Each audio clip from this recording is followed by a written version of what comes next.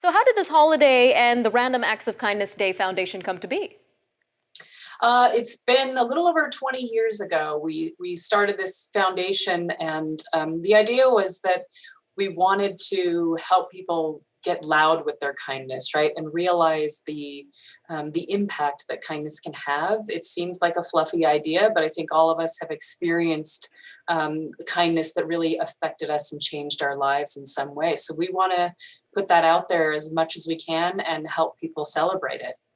And what constitutes as a random act of kindness? What are you encouraging?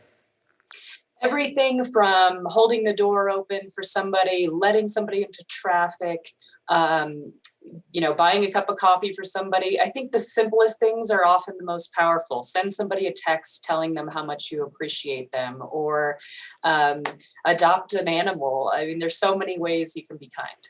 Seems very simple to do, ma'am. Now, what random acts of kindness did you see this past week and throughout the years? I believe you said 20 years old this organization is.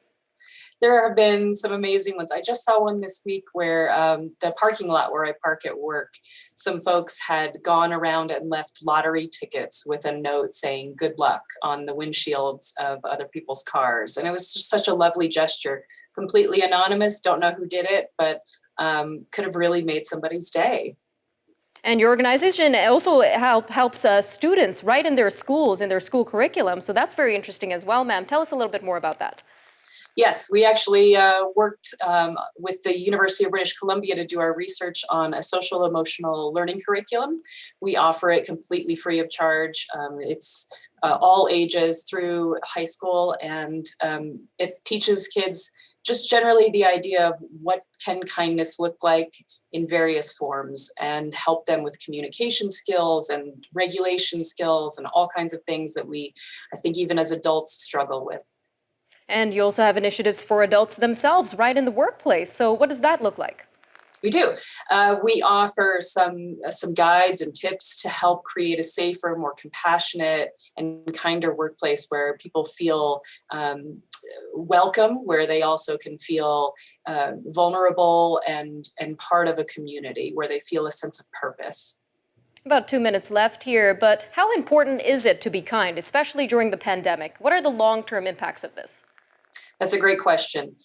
There's actually a lot of science around this. And I think what it comes down to in relation to the pandemic is our emotional wellness. So when you do an act of kindness, when you receive an act of kindness, and even when you witness an act of kindness, you have the same physiological reaction in your body. So you're feeling that rush of dopamine and oxytocin and serotonin, and you're also feeling lower levels of cortisol, which is our stress hormone.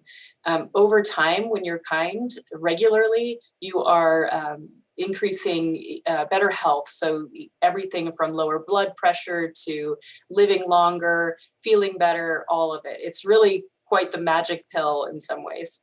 Magic pill indeed. All right, Ms. Jones, a little over a minute, but where can our viewers go to learn more about Random Acts of Kindness Day and Week? You can go to randomactsofkindness.org, and everything on there is completely free and all kinds of wonderful resources. Any last messages for our viewers? I think I would just tell everybody, take this opportunity today and this week to tune in to everything happening around you that is kindness and beauty. It's happening all the time, and sometimes we focus too much on the negative. Take this time to focus on the positive.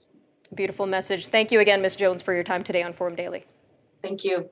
Stay with us. We'll be right back after the break with news from around the world. Russia expels a top U.S. diplomat from Moscow. France is set to withdraw troops from Mali. The G20 is urged to avoid tensions and cooperate as the world recovers from the pandemic. That and more coming up next.